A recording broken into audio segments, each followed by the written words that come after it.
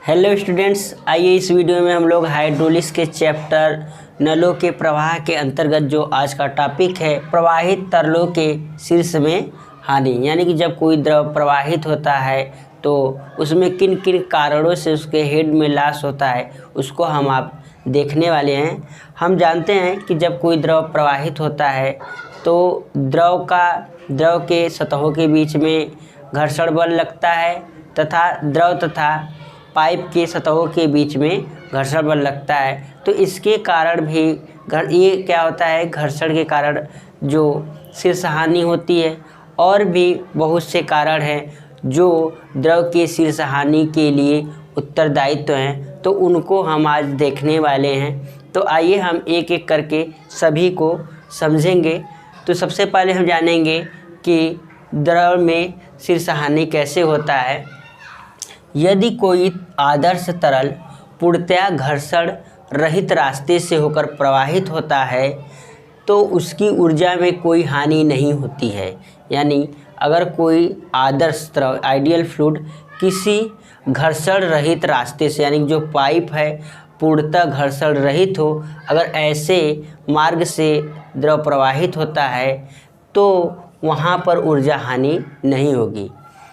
इसके विपरीत जब कोई वास्तविक तरल प्रवाहित होता है तो निम्न कारणों से ऊर्जा में हानि होती है। हम जानते हैं कोई भी ऐसा तरल नहीं है जिसमें घर्षण न उत्पन्न हो, या कोई भी ऐसा सतह पाइप नहीं है जो पूर्णतः चिकना हो। कुछ न कुछ उसमें रुक्षता होती है जिसके कारण उसमें घर्षण होता है। यहाँ पर जो हम हेड लॉस पढ़ेंगे वह वास्तविक तरलों के लिए पढ़ेंगे। तो वास्तविक तरलों में किन किन कारणों से शीर्ष में हानि होती है, आइए हम देखते हैं। पहला, प्रवाह मार्ग की रुक्षता, यानी जैसे यहाँ पर हम पाइप में प्रवाह को देख रहे हैं। तो यह पाइप है, ठीक है, पाइप। तो प्रवाह की मार्ग की रुक्षता, यानी जो प्रवाह का मार्ग यहाँ पर क्या होगा, पाइप है, क्योंकि पाइप हम देखे हैं कि उसमें क्या होता है, कुछ न कुछ घर्षण होता है। तो उस घर्षण के कारण जो हेड लॉस होगा उसको हम इस वीडियो में देखने वाले हैं। हेड प्रवाह मार्ग की रुक्षता के कारण शीर्ष हानि के लिए हम लोगों ने एक डार्सी का समीकरण स्थापित किया था। वही क्या होता है, प्रवाह मार्ग की रुक्षता के कारण शीर्ष हानि हमने निकाला था 4FLV²/2GD। यह क्या होता है, प्रवाह मार्ग की रुक्षता के कारण घर्षण जो हानि होती है वही क्या होता है 4FLV²/2GD। फिर दूसरा है प्रवाह मार्ग की अनुप्रस्थ काट में परिवर्तन के कारण क्या होता है, शीर्ष हानि होती है। जैसे हम अगर मान लेते कोई पाइप है, ठीक है, इसमें द्रव प्रवाहित हो रहा है।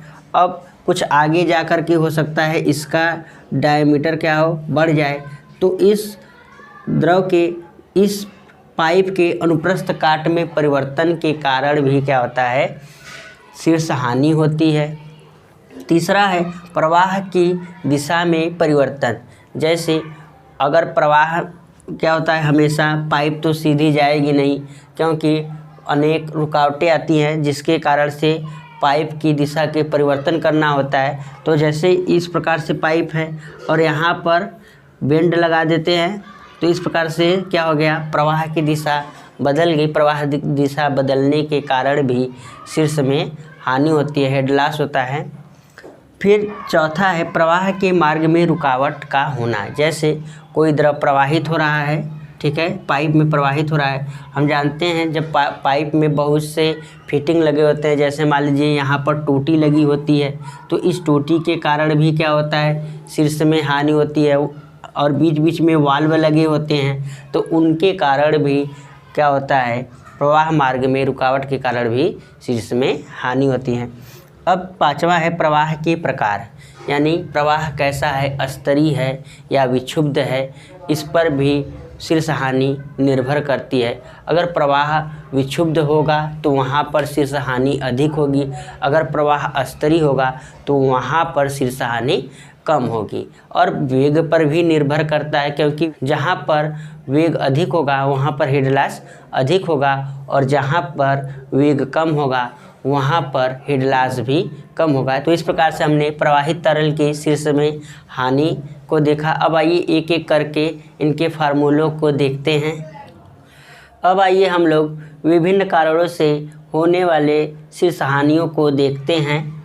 तो पहला है घर्षण के कारण शीर्ष हानि, यानी जब द्रव किसी पाइप में प्रवाहित हो रहा है तो द्रव और पाइप के बीच सतहों के बीच जो घर्षण बल हो रहा है उसके कारण हेड लॉस कितना होगा उसको हम देखने वाले हैं। Head loss due to friction. तो HF बराबर 4FL_2GD। तो F का क्या है यहाँ पर, F फ्रैक्शन कोफिशिएंट है, L जो पाइप की लंबाई है वह है, और V क्या है, द्रव का वेग है, और D यह जो पाइप है उसका व्यास है। तो इस प्रकार से घर्षण के कारण कितना हेड लॉस होगा, HF बराबर 4FL_2G। यह डार्सी का समीकरण है। अब आइए दूसरा देखते हैं। आकस्मिक वर्धन से शीर्ष हानि, head loss due to sudden enlargement.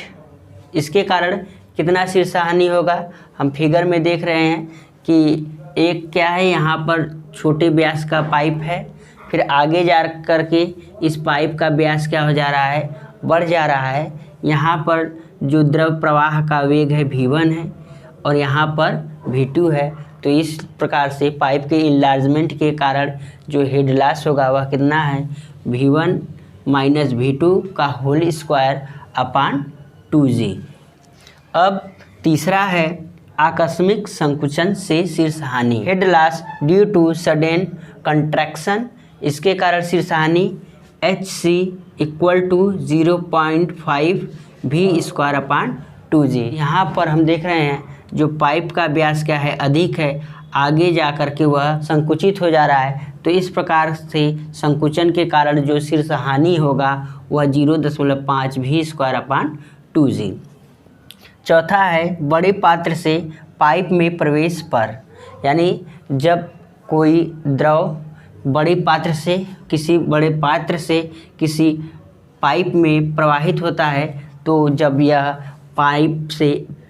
यह इस पात्र से पाइप में प्रवेश करता है तो इस बिंदु पर कितना हेड लॉस होता है, head loss on entry eight A pipe from a vessel. तो कितना होता है 0.5 V²/2G। पांचवा है रुकावट के कारण शीर्ष हानि, जैसे HOB equal to A minus A dash bracket बंद CC माइनस 1 V²/2G। और यहाँ पर इस स्थान पर हमने क्या रख दिया, K रख दिया, तो K V²/2G। यहाँ पर जो यह A है यह प्रवाह मार्ग की जो पूरा है उसका क्षेत्रफल है, और यहाँ पर A डैश क्या है, जो यह रुकावट है उसका क्षेत्रफल है। तो इस प्रकार से अगर कोई प्रवाह मार्ग में ऑब्स्ट्रक्शन आता है तो उसके कारण जो शीर्ष हानि होती है वह K V²/2G।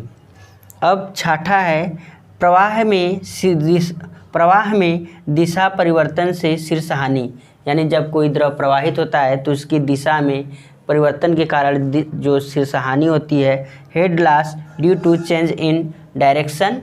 उसके कारण कितना होता है, HB equal to K V²/2G। यानी जब कोई द्रव के दिशा में परिवर्तन होता है तो उसके कारण हेड लॉस कितना होता है, K V²/2G।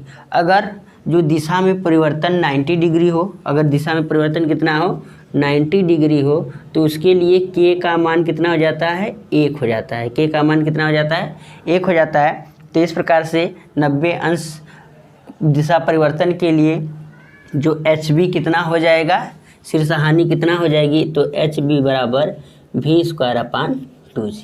तो इस प्रकार से यह जो वैल्यू आई 90 अंश पर अगर कोई पाइप मुड़ा हुआ है तो उसके लिए यह शीर्ष हानि होगी।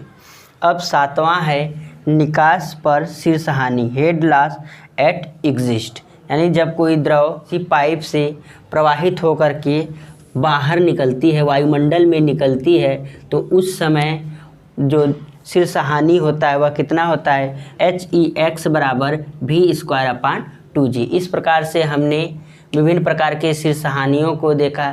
यह जितना भी है बहुत ही महत्वपूर्ण है। इसी के आधार पर हम टोटल एनर्जी लाइन को खींचेंगे, इसे याद कर लीजिएगा। अगर आपको यह वीडियो पसंद आई हो तो हमारे चैनल को सब्सक्राइब करें तथा अपने दोस्तों के साथ अधिक से अधिक शेयर करें। फिर हम अगले वीडियो में मिलेंगे, तब तक के लिए नमस्कार।